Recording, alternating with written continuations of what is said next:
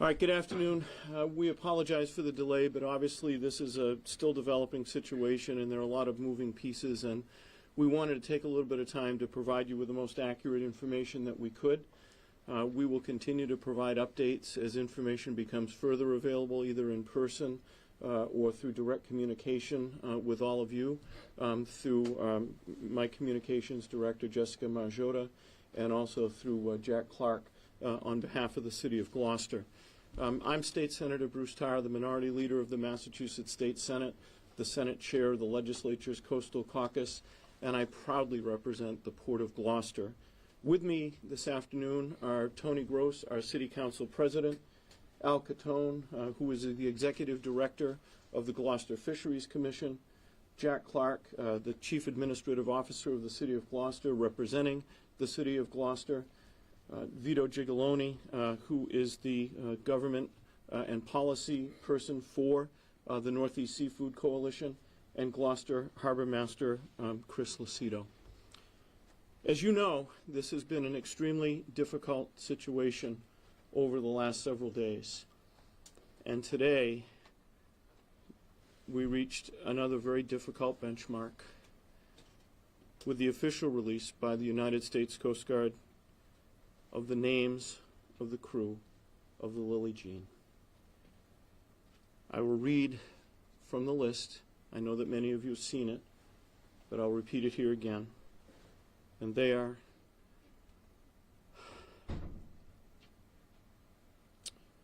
Accurcio Gus Sanfilippo, captain of the vessel; Paul Beal, Sr., member of the crew; Paul Beal, Jr., a member of the crew; John Rusinitis, a member of the crew; Freeman Short, a member of the crew; Sean Terrian, a member of the crew; and Jada Samet, a NOAA Fisheries Observer and member of the crew.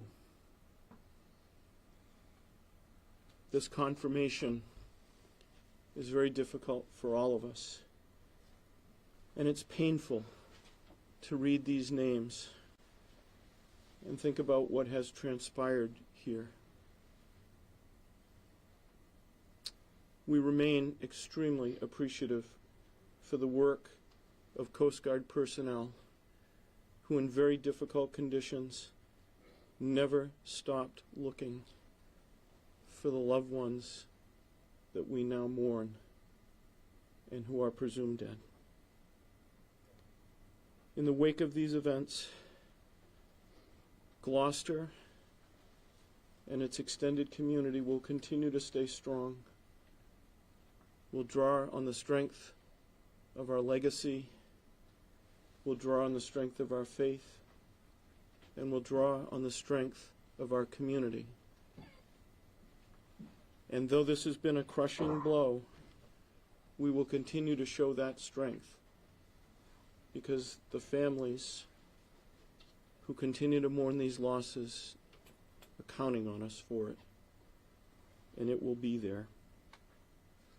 I'm going to have some more to say in just a couple of minutes about what's going to unfold on our end in the next several days. But before I do that, I want to turn over the microphone to Jack Clark on behalf of Mayor Lundberg and the City of Gloucester. Thank you, Senator. It's only been, it seems, hours since the tragedy unfolded with the loss of the vessel Lily Jean, but the City of Gloucester remains a community in mourning. There were 7 souls, but everyone knows each other, is related to each other, and the loss of one person is felt by everyone. We feel very, very deeply the pain of the families. I've spent the last 2 days holding their hands, informing them, talking with them, and it's not easy. But we are a tight-knit community with the nation's oldest seaport at 400 years. We've experienced tragedies at sea before. We will again, and it never gets easy. But we're a resilient and strong community, and we'll continue to work with the families and support each other. Thank you. Thank you very much, Jack. We also have with us our City Council President, Tony Gross, who is also a retired fisherman and brings an important perspective. Tony? Hi, good afternoon. You know, as we all know, this is an unspeakable tragedy. As Jack said, we've been with the families. It makes me very proud of our city. The demonstration of overwhelming support that we have given these families has been tremendous. The families have been very appreciative of it. There's, you know, there isn't a lot that you can do in these circumstances, but I believe Gloucester has done everything it possibly could to help ease the pain and make these people feel that they are part of our community, the ones who are not necessarily from Gloucester. And we've done the best that we possibly could. The fishing partnership was integral and very essential in giving us the support they needed. And so I just want to say that Gloucester has done a wonderful job of embracing and putting these people on our shoulders and helping them through this, while we all, through our shared experiences and our shared livelihoods, we all feel what this pain is and what this has happened. And unfortunately, this won't be the last time that this happens, but each time we will rise to the occasion. Thank you, Tony. An active fisherman and the president of the Gloucester Fisheries Commission, Al Catone. Hello, everyone. First of all, I'd like to thank everyone who's reached out up and down the coast. Everyone has been sending their love and support, and I'd just like to personally thank you. This is the worst nightmare come true. It's happened before, and it's happened again, and it's not unique to this community, but it's a tragedy that is still fresh, and this community is going to take a long time to heal. But this community is unique in a way that where a lot of different cultures who through the generations have molded into a very strong community. If you don't know somebody, you know somebody who knows that person. And the way this community has reacted through this is it's been incredible, and I'm very grateful to be part of it. And I want to thank everyone in this community. And being an active fisherman, it's not easy, but we all love it. And I truly believe that everyone on the Lily Jean, they whatever happened, they did it out of love, and they left this world doing what they loved. So I know the circumstances of some of the people on board may not have been from Gloucester, but coming from a commercial fisherman out of Gloucester, if you sail once out of this harbor or 1,000 times, you're a Gloucester fisherman. So they'll forever be Gloucester fishermen. Thank you. Well, again, someone else who has been in the fishing industry for many years and who now guides policy discussion on behalf of the industry, the policy director of the Northeast Seafood Coalition, Vito Gigalone. Thanks, everyone. I'll be brief. I think it's actually good that we finally have all the names that we can publicly get out there instead of that happening on social media. We had good ideas who the folks were, and like Al said, I think it's important for those families. Some folks came from Virginia and had to drive because of the South Carolina blizzard that they were not able to fly out.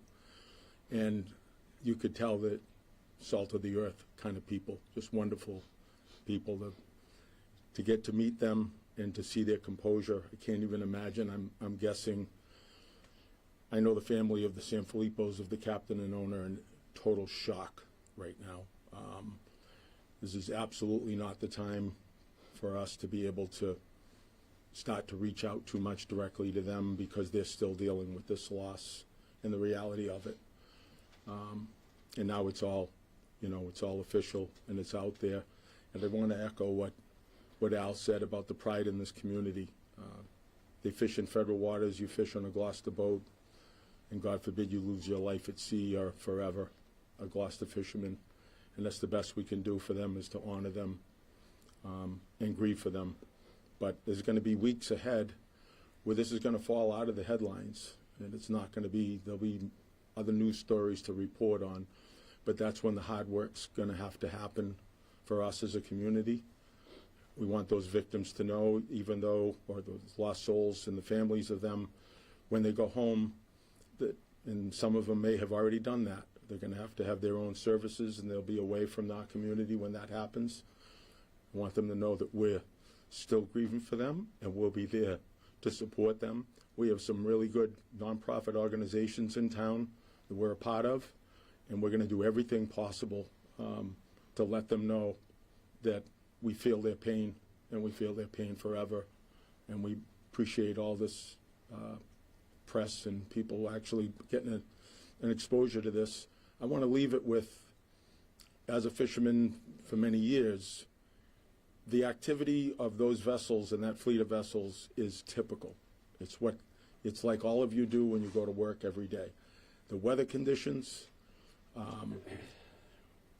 everything about it, where they were fishing, is all about being precautionary. It's about vessels that normally fish 100 miles to 150 miles from shore in the off months, in the summer or spring or early fall, are now intentionally, in their older age now, their boats, they're fishing closer to home. So 40 to 60 miles is the standard winter fishing grounds. And winter means whatever winter brings you. If it was a gale warning or a storm, they're close enough to be striking distance to the port. So everything made sense of what they were doing. The loss just shocks us all that it happened so quickly. So let's be there. I've heard people say, why do they go fishing in that weather? Why do the electric company folks go up in the middle of a blizzard to turn the lights back on, right? That's what fishermen have every day, especially in the winter. So thank you again for being a part of this tragedy and help us get through it. Thank you, Vito. And we will have some time for questions before we wrap up. So now, with this grim news, this grim confirmation, we think about what comes next. Number one, what comes next is we'll do everything we can in our power to support the families and all of those that are affected by this loss. Number two, we'll do everything in our power to help them with all of the consequences of that loss in so many ways. And number three, and this isn't for today, but it's for tomorrow, and the day after that, and the day after that, is we'll do the very best we can to understand what happened in this unthinkable tragedy and do everything within our power to prevent it from happening again. We're dealing with the forces of nature. We will never be able to say that it won't happen again. But when we go to sleep at night, what we want to be able to say is we did everything in our power to minimize that chance. For right now, the Northeast District of the United States Coast Guard will begin a formal investigation of this incident. It will be led by personnel from the Northeast District. They will be assisted by personnel from the National Transportation Safety Board. If that determination leads to a recommendation, there will be a further, larger investigation. But right now, it's too soon to tell. Right now, Fishing Partnership Support Services is providing all of the supports that these families need. They have an office here in Gloucester. They've had personnel here for the last several days. They are providing counseling. They are providing hotel rooms for those that are not from this area, that are here as family members or to support family members. They're providing transportation. They're providing food. They are embracing these families and providing them with whatever they need. I want to read a statement. We've been in touch this morning with J.J. Bartlett, who is the president of Fishing Partnership Support Services, and Dan Orchard, who is the vice president of Fishing Partnership Support Services. And they want to remind us not only of their role here, but the fact that fishing is a dangerous business. And there have already been losses this year and in recent weeks and months. The statement is as follows. Fishing Partnership was created by the fishing community to provide services to fishing families throughout their lives, including terrible moments like this. They will continue to help the grieving families with counselors, connections to emergency financial assistance, and long-term recovery. As support is coming in from all over the country, we want to acknowledge that we are the only fishing community, we are not the only one grieving losses in New England right now. Martha's Vineyard in Massachusetts and Stonington, Connecticut lost beloved fishermen in January as well. And fishing communities in Maine suffered terrible losses as well last year. And there's more as we look back each year. We know that each time this happens, it opens up new pain. We have to pledge to improve the lives of those that provide for us. They continue. There's also been an outpouring of support from people that want to donate. And this is very important because we've all been hearing those requests. And right now, the Fishing Partnership Support Services is the one charity that we're going to identify because they are providing the services directly to these families. And we'll be providing after this availability the information for them to be able to contact them. Many of you already have it, but we'd appreciate it if you'd share it for us. In addition, there will inevitably be other charitable ventures that will initiate. We are not prepared to comment on those right now, but we are anticipating that the City of Gloucester on its webpage will list those as they become available and confirmed. And we'll also be posting them on my social media. And we deeply appreciate all of the outreach that we've had. So many people saying, how do we contribute? How do we help? And we want them to know that that's very much appreciated and that we will do everything we can to facilitate those contributions and to make sure that they get to the right place. I also want to ask a favor of all of you. In this instance already, there has been way too much speculation about a variety of things. We have worked hard to provide you with accurate information as quickly as we have it and can responsibly give it to you.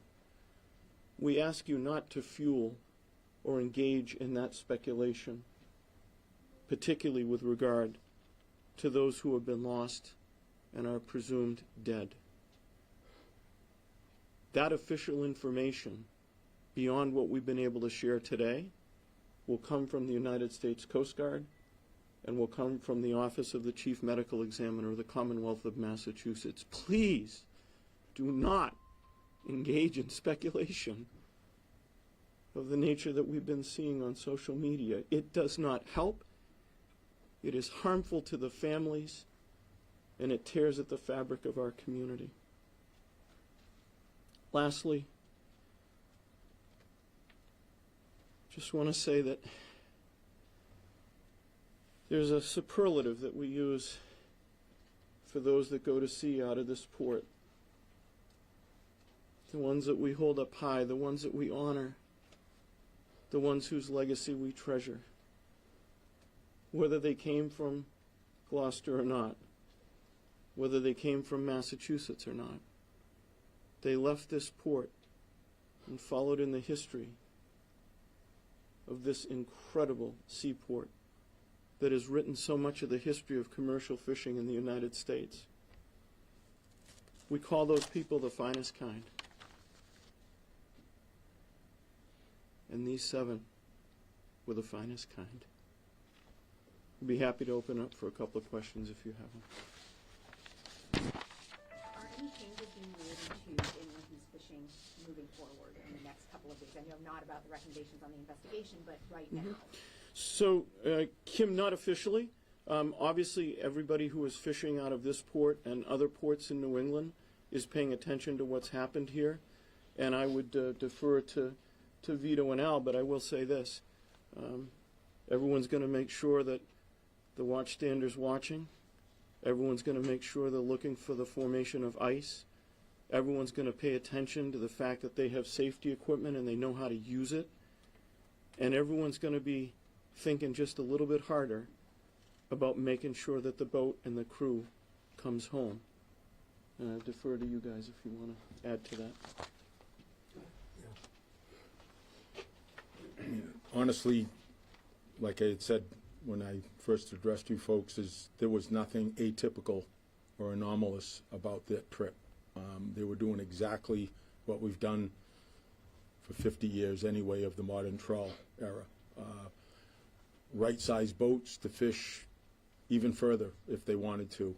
The weather forecast was not the kind of forecast that you end a productive trip, and not the kind of forecast that would prevent you from starting another. So the rest of the fleet, they heard what was going on. They came and helped search the area, and they went back out and finished their trip. They've got 5 men on the boat, depending on a living, right? It's a 12-month business. So really nothing's going to change. We've talked to enough of those guys, and everyone would have a speculation, but no one would know what they would do different or what could have happened. Nobody. And like the senator says, we have to not speculate and defer to the experts. What's really unfortunate and not out of the ordinary in these kind of sinkings, we've had multiple sinkings where all hands lost. No radio communication at the very last minute. Nobody alive to say, oh no, it wasn't that, it was this. So it's just unfair, right, to everyone involved, the folks that were lost feeling like, did someone do something wrong? I think we've all talked about the track record of Gus Sanfilippo, the captain, has been impeccable. He's very risk averse. He's not the kind of guy that, I know it's going to blow, but my boat can handle it. Nope, we're going home. Family man, clean as a whistle, loved by everyone, including his crew. And from what we've heard from folks that have lost people and they're there and from out of town, they had nothing but respect as well. So I think that's the kind of speculation that we want to hold back from. And sometimes people just flap and want to talk for the sake of talking, which I'm not doing right now. I'm just saying, to start to speculate, it makes no sense at all. So many things can happen on a vessel, winter or summer. We've had summer sinkings like that where, oh my God, not even a word on the radio and just a debris field. And that's what we have. So thank you. Nothing's changing in the fleet right now. Al?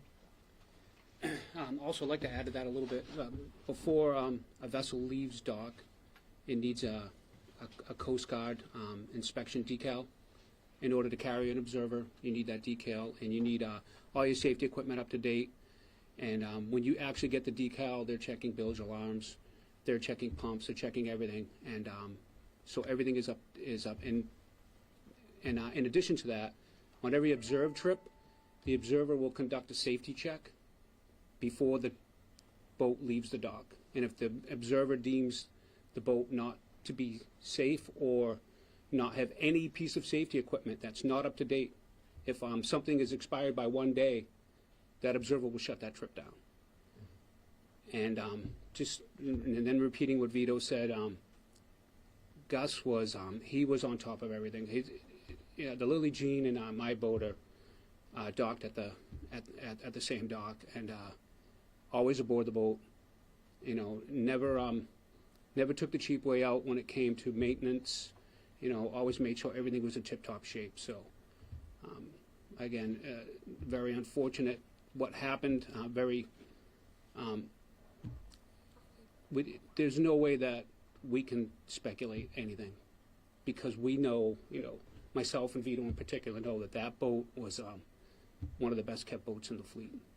So, anything you hear out there of this or that, it's just pure speculation. And, you know, in respect to, you know, the 7 souls lost, let's make sure we get hard information before, you know, we start putting anything out there. Thank you. Privately owned boat left for as far as the fishing fleets in Gloucester? Could you repeat that, please? Was that the only privately owned fishing boat at that time?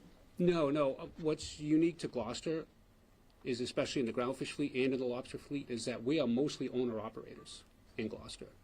Whereas you get to other ports, you see fleets of boats owned by one owner and having skippers. Gus owned the boat and he worked the boat. I own my boat, I skipper my boat. And that's basically 95% of our fleet in Gloucester is that way. Senator, have you been given any timeline from the Coast Guard for the actual recovery of the Lily Jean? No, and that is the recovery of a sunken fishing vessel is an extraordinary undertaking, particularly when it's in 350 to 400 feet of water. And I would not want to create an expectation that it will ever be brought to the surface. There are active discussions going on between folks in the Commonwealth of Massachusetts and the Coast Guard and others about what those steps might include.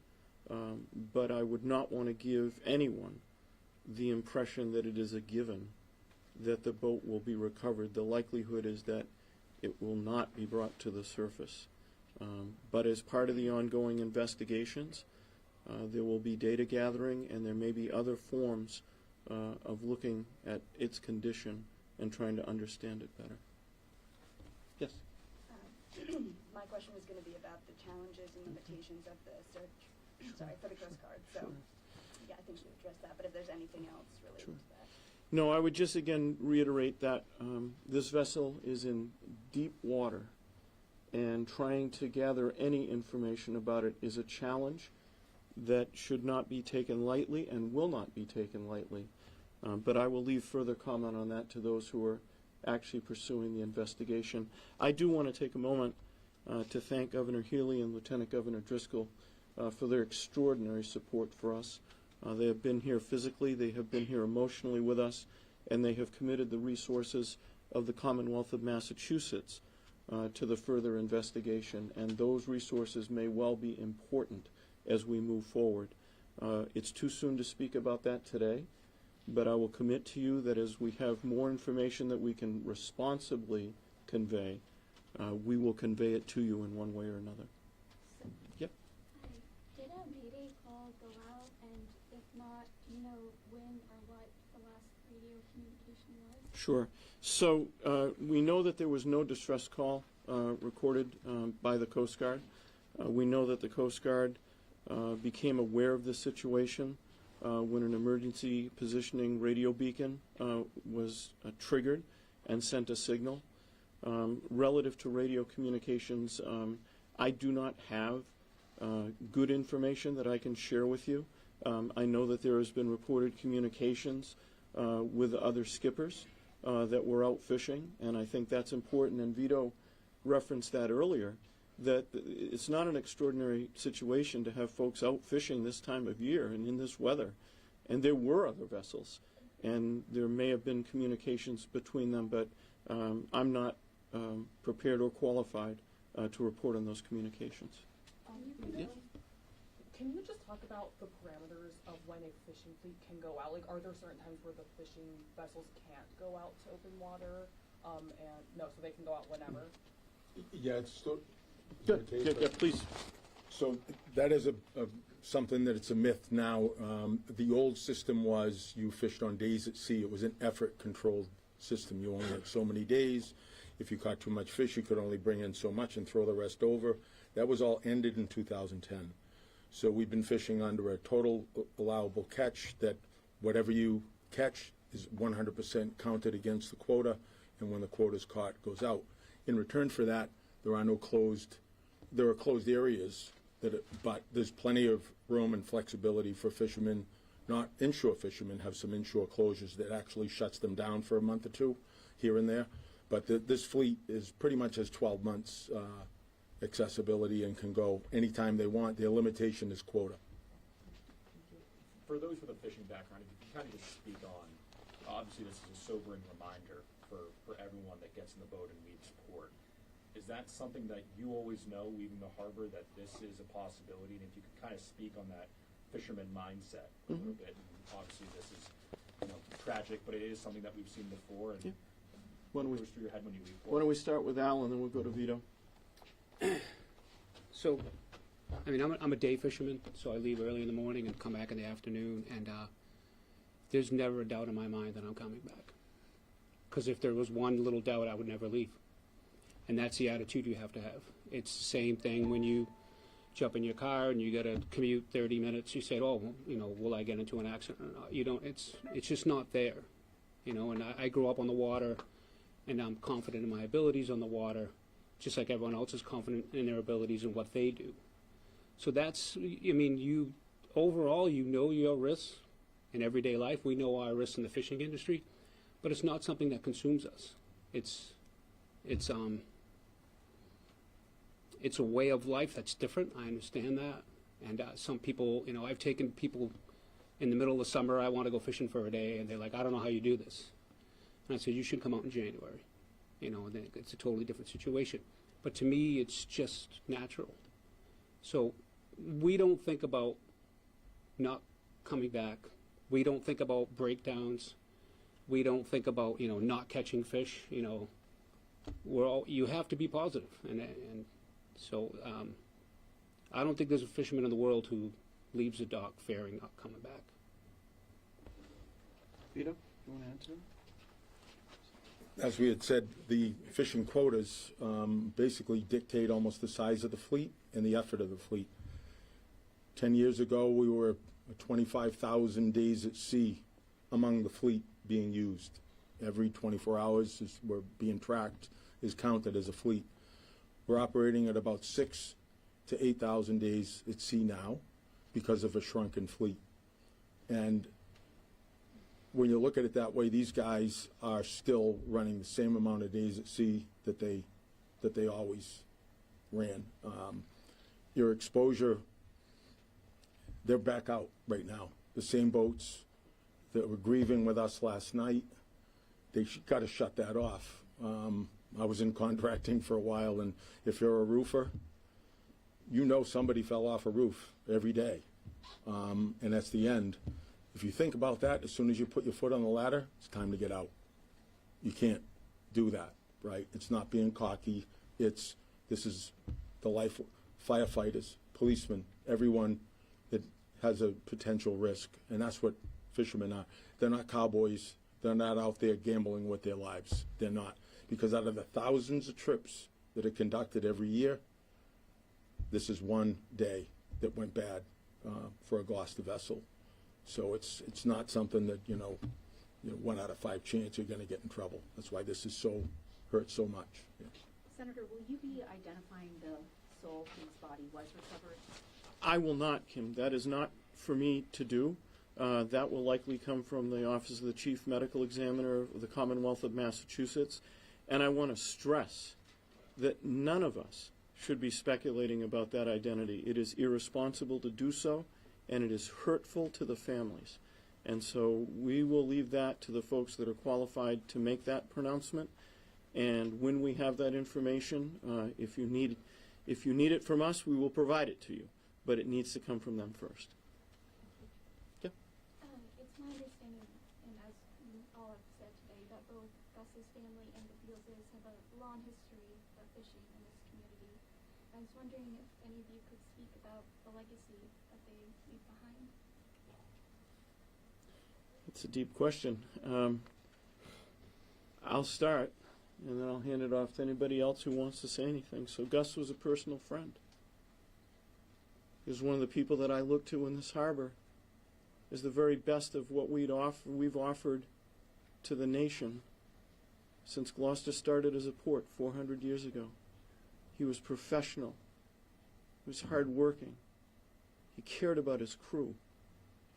He did everything he could to make sure that his vessel was in the best shape and poised to harvest the best catch.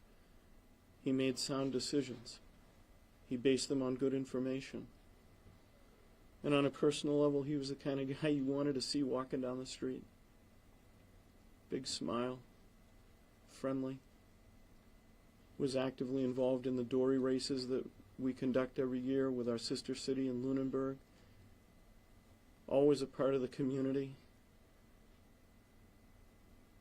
Just had a big smile. One I'll never forget and one we always wanted to see. It's the finest kind. I would too. The legacy of both families, the Beals and the Sanfilippo's, Gus's dad, Nino, is still with us today. Can only imagine once this sinks in for him how terrible that's going to be. But he followed in the footsteps of his dad, Gus did. And he was a highline, Nino was a highline fisherman. He co-owned the boat with his brother, Gus Sanfilippo. These names tend to be passed down generations. So he fished for probably 45 years, the father. And I'm sure when they emigrated from Sicily, there were fishermen when they were there, if they were old enough, or they come from families of fishermen. So fishing has been in the Sanfilippo family forever. Same with the Beals. The Beals is a big fishing name. You hear it all the time up in Maine. They actually have boats that are built by a Beal. You know, that's the name of the boat. So it's a legacy name. And he's got a brother that's a fisherman that's still active today, an older brother. So those two families are absolutely etched in centuries, or at least multiple generations of fishing. Yep. Alan, anything to add? Just one quick thing. Speaking about the Sanfilippo family, if there was a fishing hall of fame, they would be in it. Gus's father and my father grew up together in Sicily. They fished there. Their fathers fished there. I don't even know how many generations it goes back. And when both our fathers immigrated here, we fished on our father's boats when we were kids, and we continued on, and we fished side by side, and we were at the same dock, and we grew up together, and that is about as deep into fishing as you can get. So he's going to be very, very greatly missed. This for Al or Senator Tom, but it sounds like Gus is a very charismatic guy, had a great personality and positive outlook. What would he say if he was here and seeing all of this? Cut it out. He was fun and very serious at the same time. You know what I mean? He took fishing seriously. He took business seriously. He left the industry for a little bit and went into carpentry and went into sales. But the draw just got him back. And when he left the industry, he was in carpentry. I actually helped him out in a couple of jobs, and we worked together there. So we have history with that. And, I could go on forever. I just miss him. I would say that Al just said something very important, that Gus had the most easygoing personality that you'd ever want to see, but deep down inside he was serious about the business of fishing, and serious about carrying on the family tradition, and serious about continuing the tradition of this port. And I think if he was here, he'd remind us that he passed doing what he loved, and he'd say, don't give up on the industry. Ever. Ever. All right, guys, we've tried to provide you with everything we could. We really appreciate your helping us to tell this story. I would ask you that, just to remember, it's important. It's human nature to think about how these folks passed. We also need to remember and cherish how they lived, and we need to carry that in our hearts. And I would once again repeat the call for, if you're watching this, we appreciate your support. We appreciate your donations. We also ask your prayers for these families left to carry on without their loved ones. Thank you all very much.